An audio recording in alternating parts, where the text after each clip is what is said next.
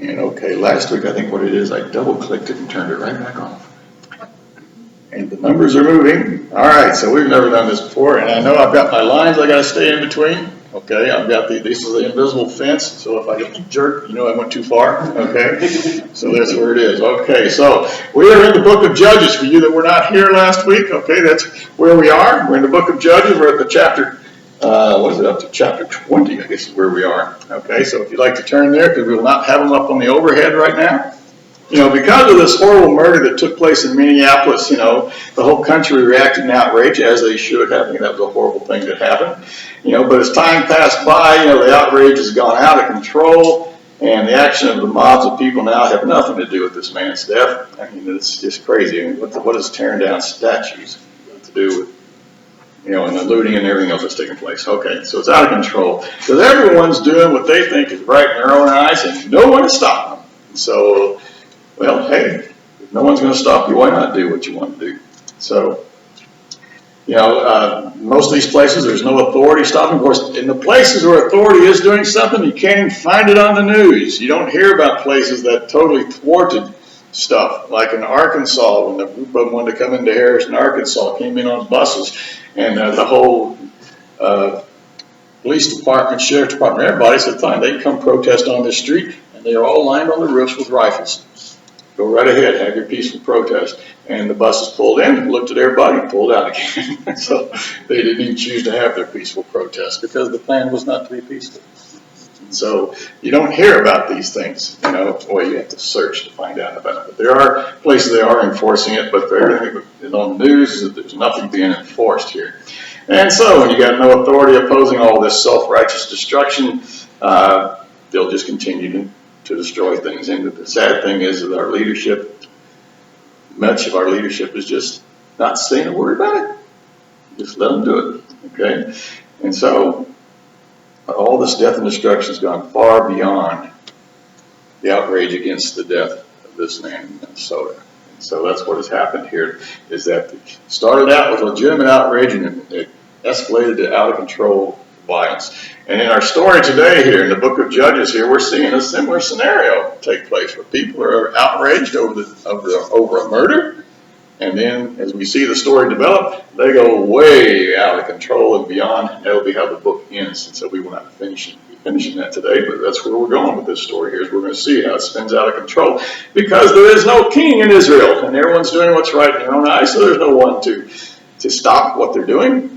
And so away they go here. Out of control behavior is being totally justified in the minds of the people in our story that are wreaking havoc and destroying and carrying on. So last week, in chapter 19 is where the story began, and we saw this story here. It's a horrible event there. It took place in the town of Gibeah. That's up in Benjamin, the territory of Benjamin. And a Levite concubine was sexually and physically attacked, resulting in her death at the hands of this mob of men from this town of Gibeah. And so we saw that whole story last week here, where she was dead. She on the doorstep. And then the Levite who is married to this concubine takes her home and does this grisly thing, cuts her up in 12 pieces, and sends a piece to every tribe in Israel. So all 12 of the tribes of Israel, whatever capital city, major city in each of the territories, we call it capital, received one of these pieces with a brief explanation that my wife was murdered by a mob of men. Some sort of thing was communicated because the people were outraged that such a thing was done by Jewish people. And so they're outraged and they think, well, what are we going to do about it? So that's what we're going to find out here as we pick up our story in chapter 20. What is all these Israeli tribes going to do about this horrible thing that took place in the town? Well, they didn't know it's in the town of Gibeah. They just know a woman was killed. Okay, so let's pick up the story in Judges chapter 20. In verse 1, then all the sons of Israel from Dan to Beersheba, including the land of Gilead, came out, and the congregation assembled as one man to the Lord at Mizpah. Okay, we got all these locations. Everybody know what all those are? Okay. Dan to Beersheba. Now, earlier in the book of Judges, we talked about that, how the Danites, they left their land of Dan, and a group of them went up to the far north of the land of Naphtali to the town up there that was an Amorite city that was all secluded, had no allies, and the Danites went up there, conquered that city, and renamed it after themselves Dan. And so that's the northernmost big city of Israel is way up there, and Beersheba is the one way down in the south. So Dan to Beersheba means basically all of Israel. And then it says, notice it adds on there that including the land of Gilead. Gilead, where's Gilead? You know, we go Gibeah, Gilead.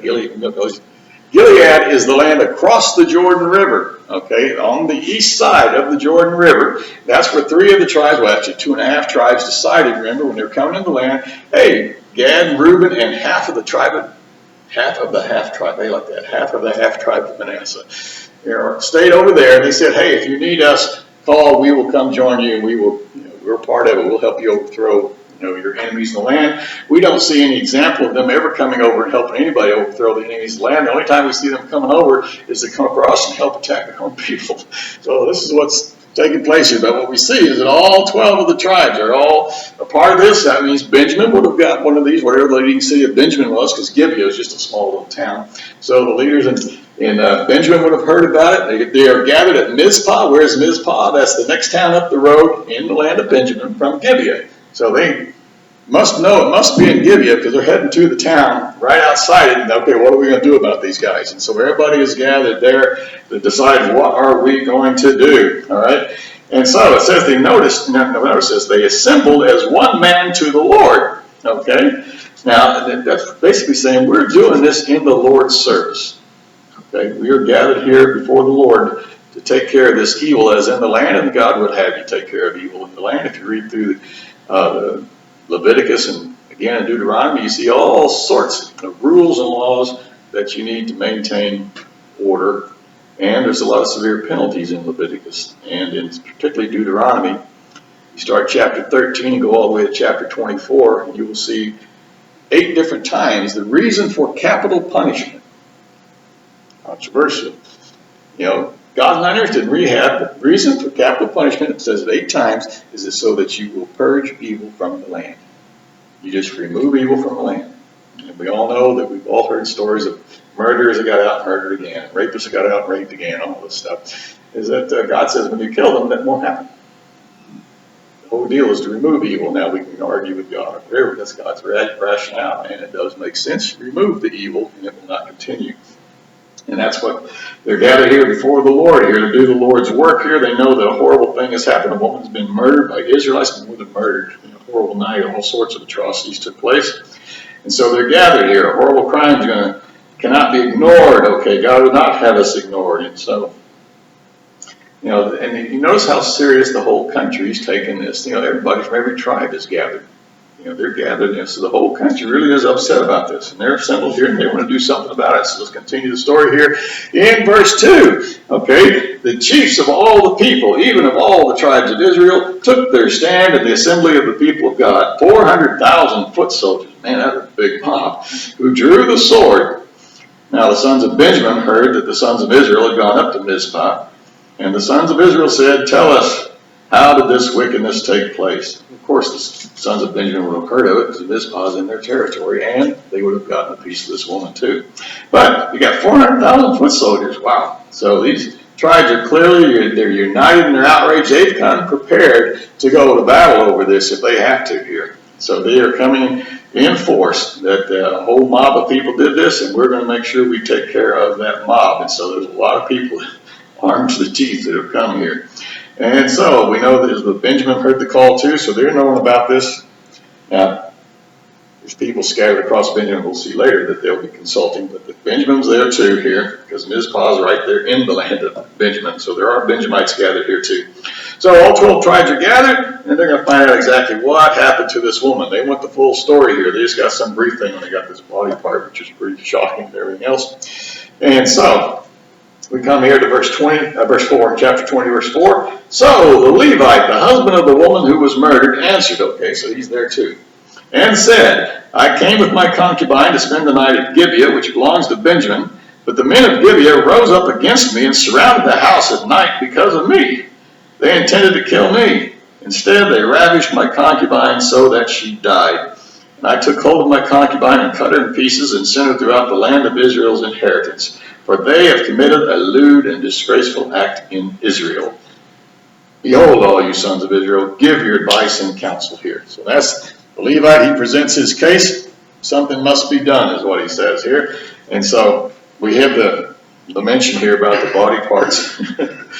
Oh, it's like, I always wonder, how did they know that meant call to action? How did they know where to be? But anyway, it doesn't tell us all that. They all got together somehow. Yeah.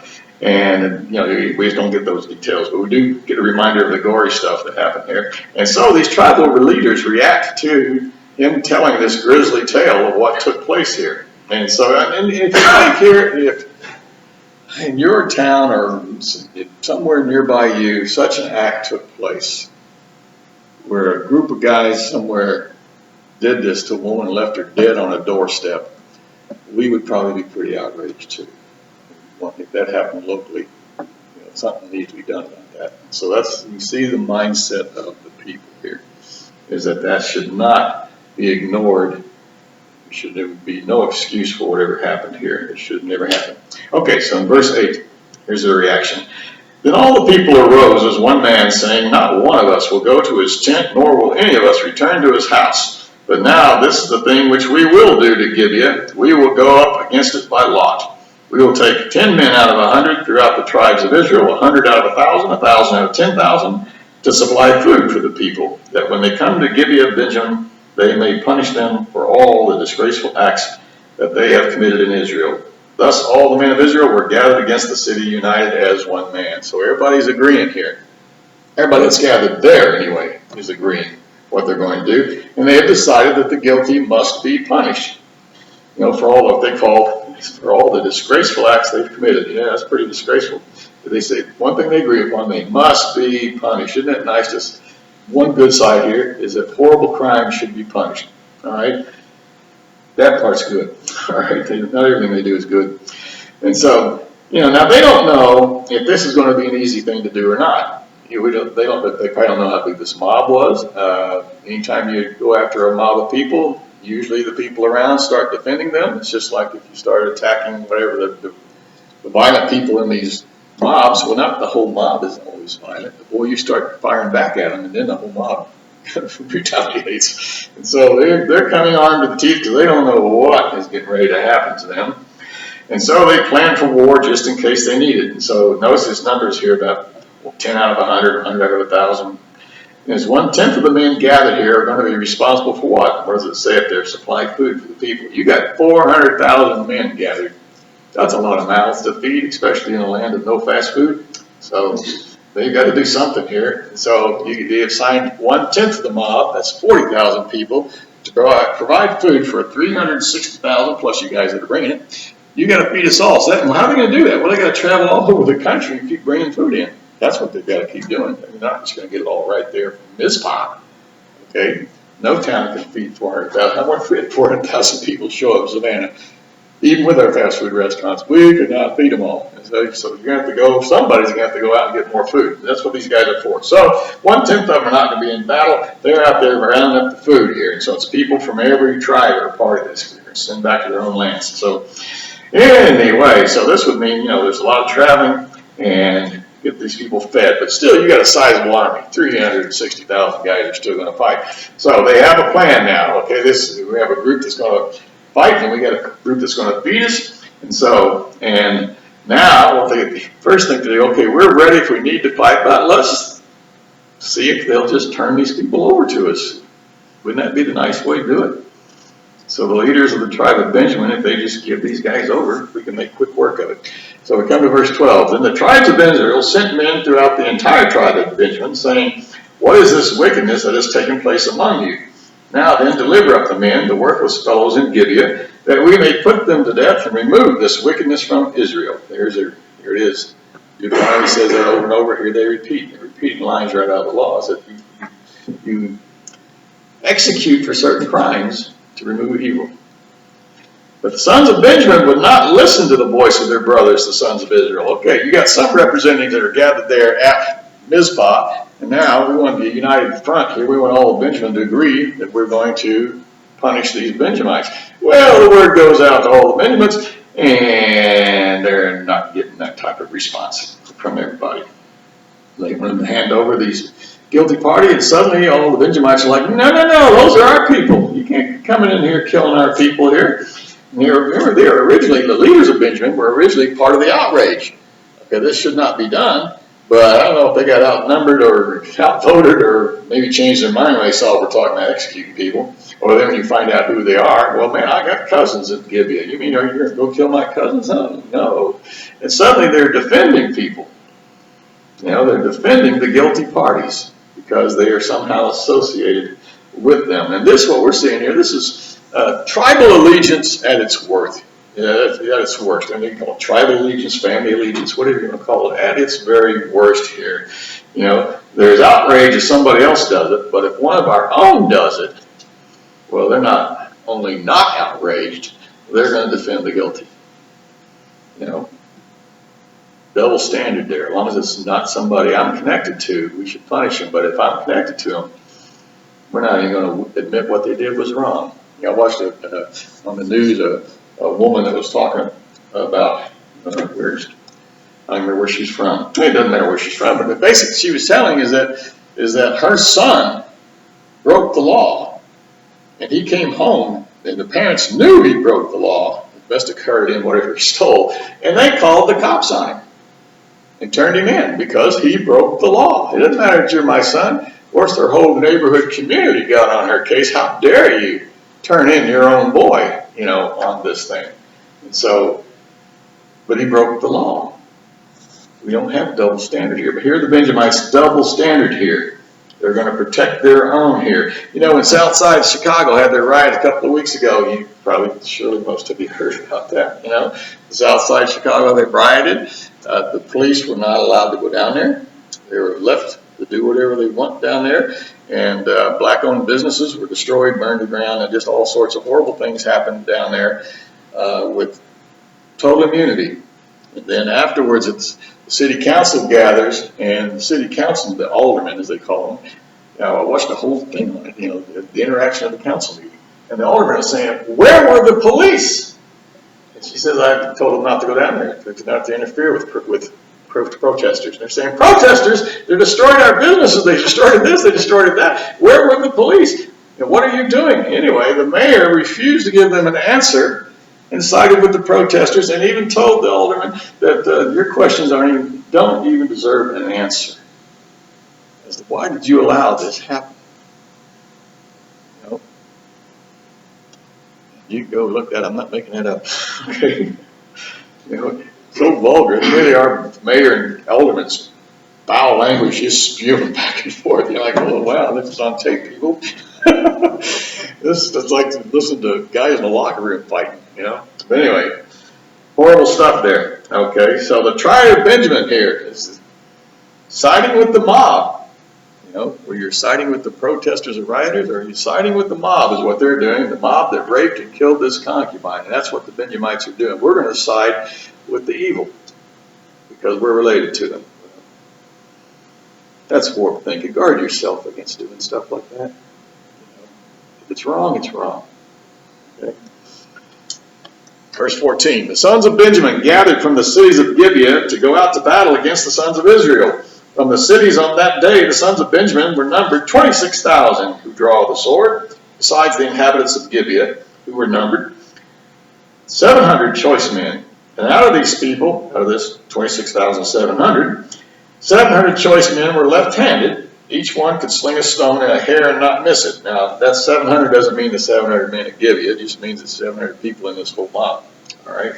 Could sling a stone at a hair, not miss. That's pretty good slinging. Anyway.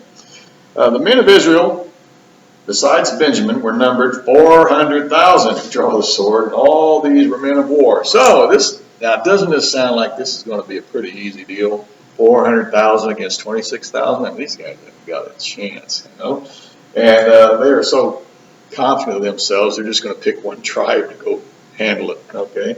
The leaders of Benjamin, they sent out a call to arms to all these cities. That's how they put together their own army. And so, you think that 26,700 don't have a chance. And all I can tell you is to think again what these two armies are here.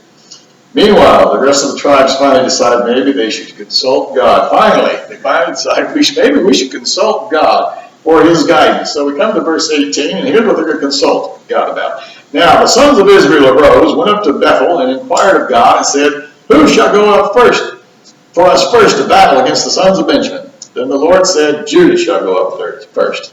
Okay, this is the first time they're coming to get God's advice on this whole matter.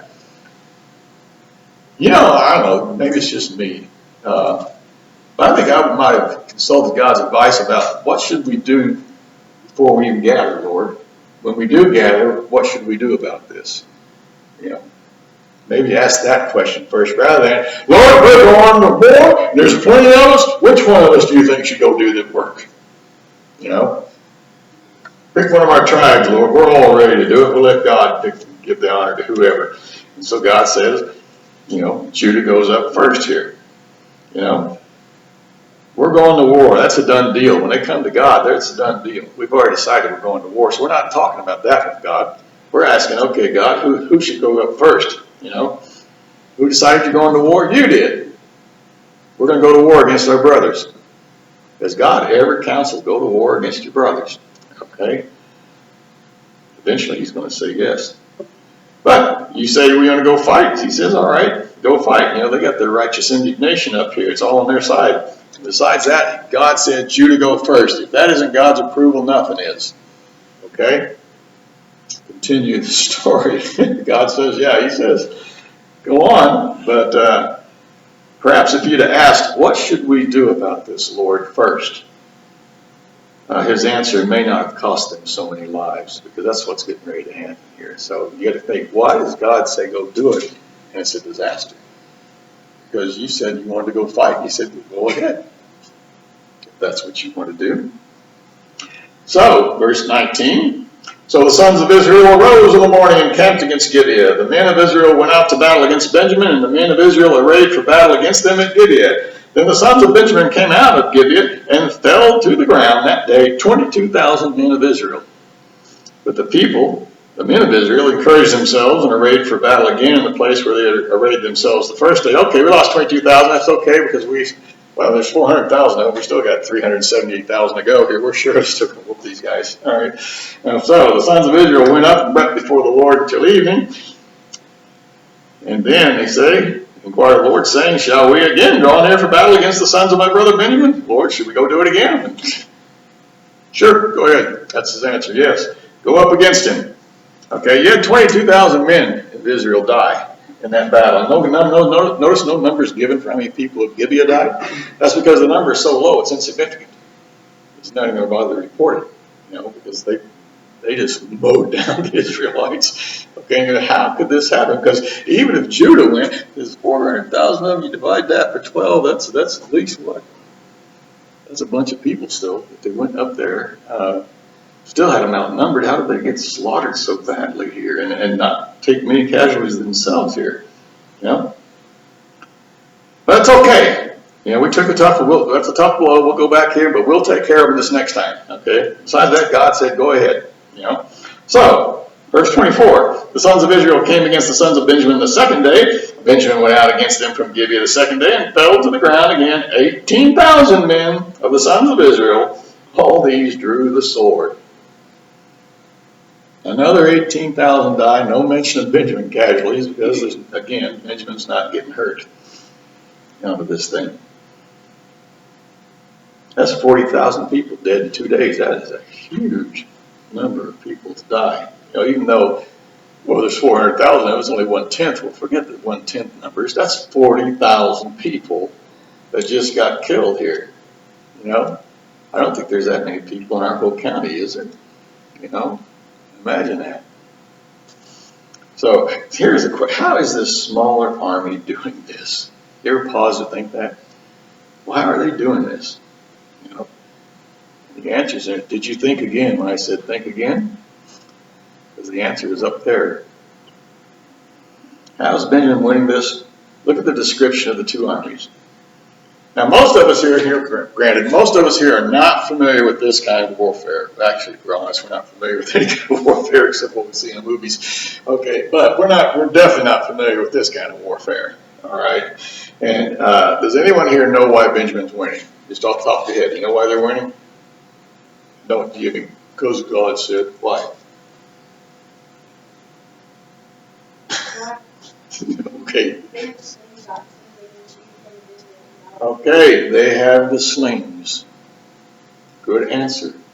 Most of us, what? Slings? No, we don't mean pea shooter. Bing! You know, we're talking those things, okay? Swing around your head, okay? I've never been around anybody. I've never even seen one of those thrown in real life. So, but remember, David killed Goliath with one of those. All he had was a stick, some stones, and his sling, and he killed a huge warrior with a rock. Okay, the slings were very effective, very deadly weapons. Well, yeah, come on, there's only 700 of them. Okay, let's replace slings with bows and arrows. Now think of this. Benjamin's in defensive position, and they've got, let's call them bows and arrows, they got 700 archers as they're coming towards you. What do archers do as the army advances toward them? All at once, we release 700 arrows at once, and the archer can release about every 10 seconds. 700 arrows at a time.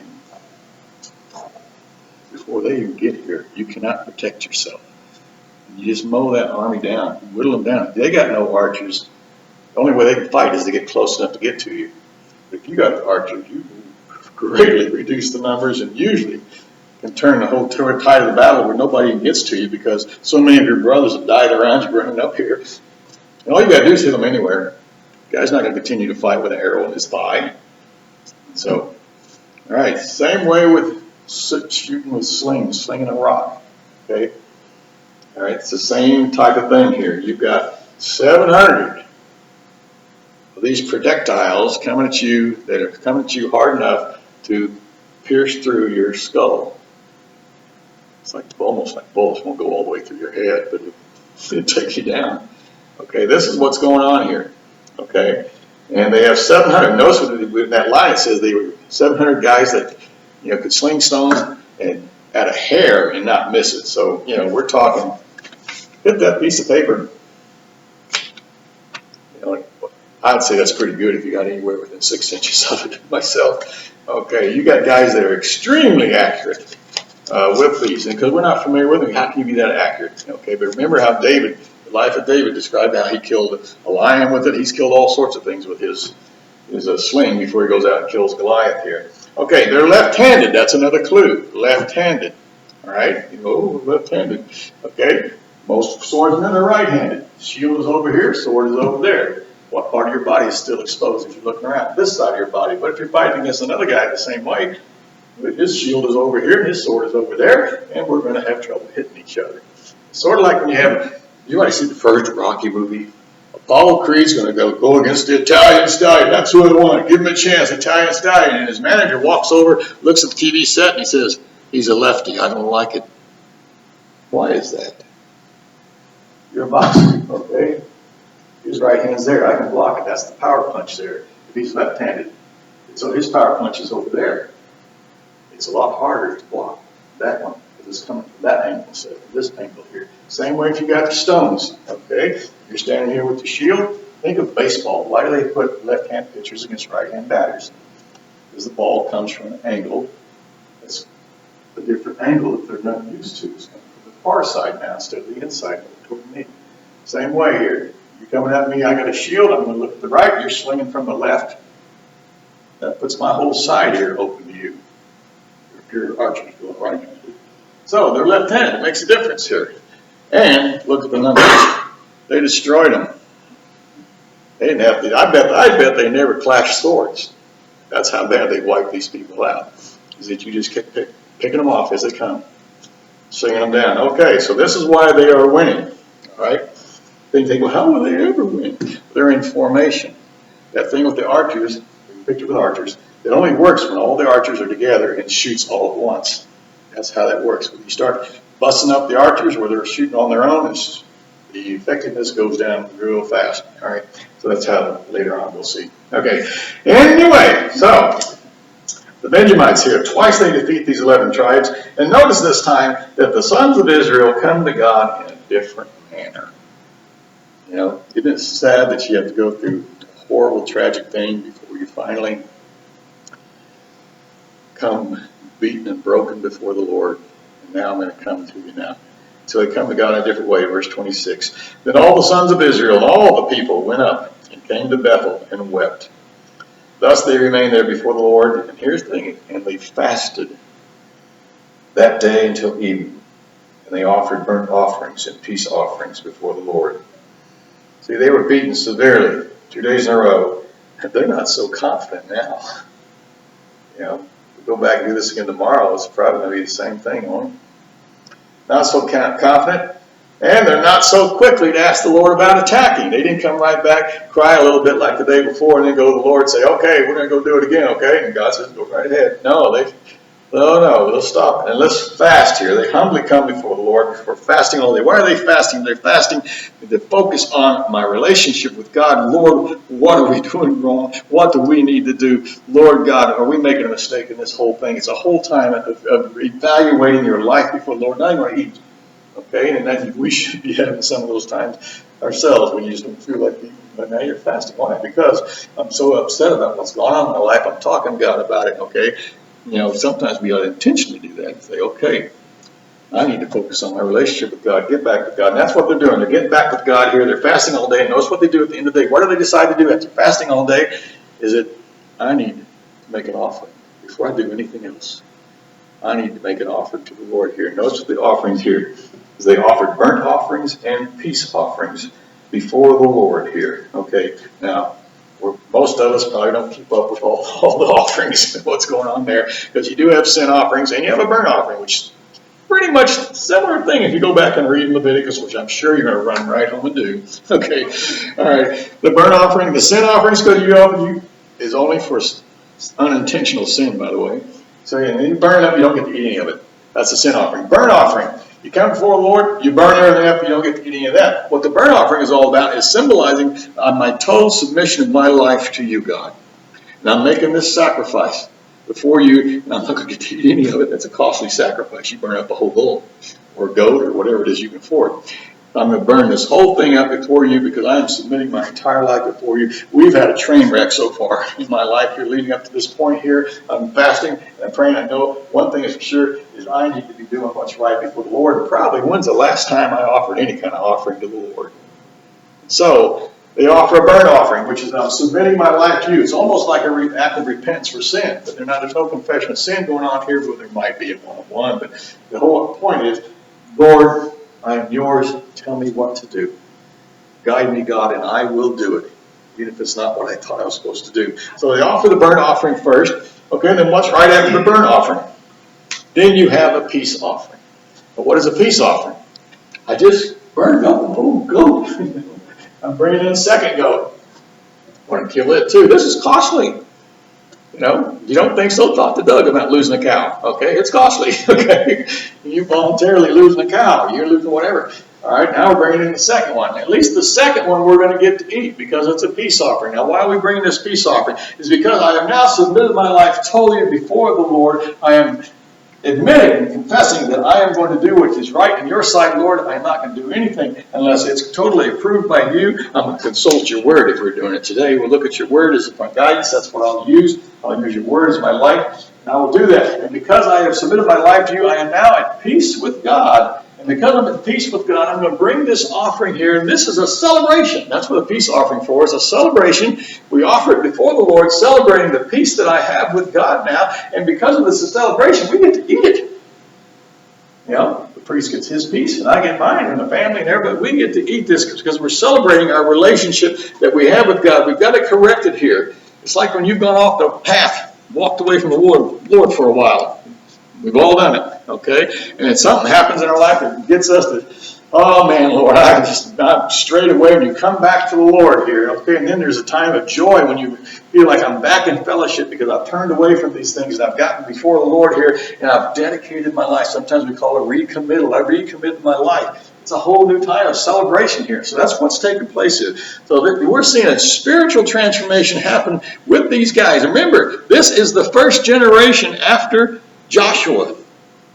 And then what did it say in the very first book of Judges as we've gone through this? That generation did not know the Lord. So that means this whole rowdy bunch of Israelites are basically people that have rebelled against God and been living that way, but now they got this self-righteous indignation because of this horrible crime, and it was horrible, at least they recognized it as sin, but they've been living in rebellion against God up to this point. The rebellion against God is what took them in their own hands, decided in their own hands, they're going to go do this without even consulting God, other than which one of us should go first. Okay? You ever do that with the Lord? You've already chosen a bad idea, then you pray about which dumb option you should do. You know? And then you're convinced. You hear somebody, you ever heard this one? Man, I prayed about it. I know that's what the Lord has me do. And then you watch them go off and just plunge. And they prayed about that. And God, I don't doubt God probably led you to go ahead and do that because He's teaching you a lesson here. You want to go do something stupid, go right ahead. You know, sometimes He grants your request, even though it's not good for you. And maybe you learn. So this is what happens with these people. They are learning here before the Lord is that we got this all wrong. And so now they're trying to get themselves right. And that's good. That part is the only good part of the story, probably, is that here we see how you go through a renewal in your own life.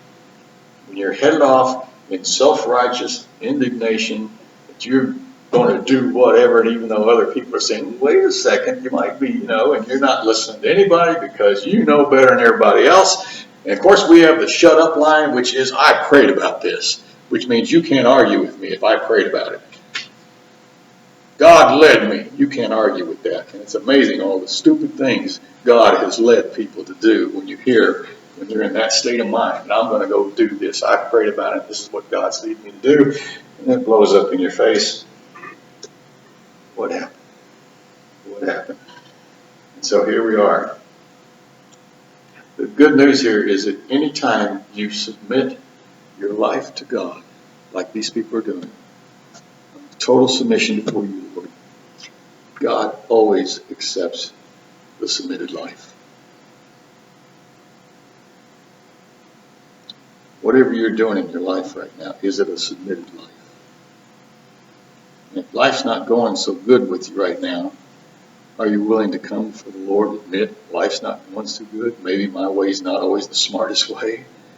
How about that? We say that. Maybe my way's not the smartest way. And God's going, what? Okay, my way's not always the smartest way. We don't say maybe about that. Maybe I'm making some mistakes here. See how hesitant we are to admit we're wrong? But to come before the Lord and submit ourselves totally to Him, God always, always accepts the person who submits himself before Him.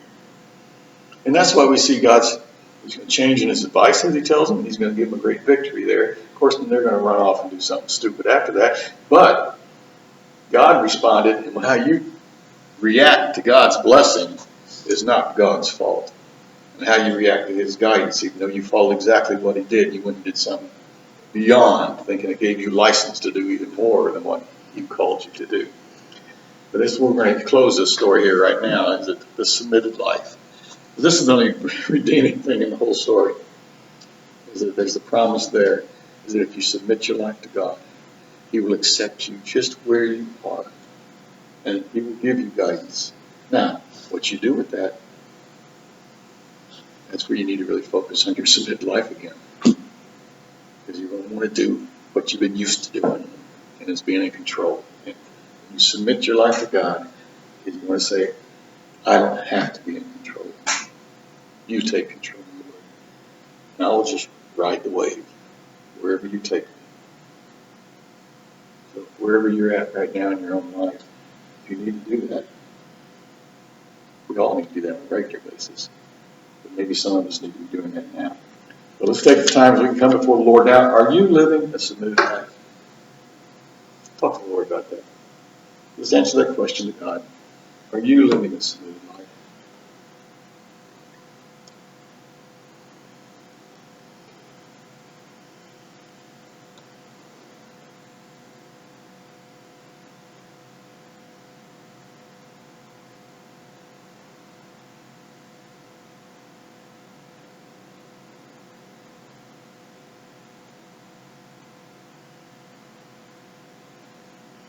If you're not living a submitted life, are you willing today to say, today I will submit to you? Maybe you've never put your faith in Christ as your Savior. That's a submitting thing too. I submit to you, Lord, that your justice demands a payment, and Christ paid it. And that's what I need. To agree with God, that's what I need. We thank you, Lord, that you offer salvation to us. We thank you, Lord, you offer renewal to us. We would just come before you, humble ourselves, and submit our lives totally to you. May we go forth from here, Lord, living the life that is submitted. When people look at us, they see the way we live is because of our relationship with you. Let us not fear being made fun of. Let us not fear that we're sacrificing some kind of benefit by submitting to you. The best thing we can do is submit our lives to you. Thank you, God, that when we do so, you bless. You hold us in arms. You just wrap us with your arms and say, welcome home. Thank you for loving us that much, Lord. In Christ's name I pray.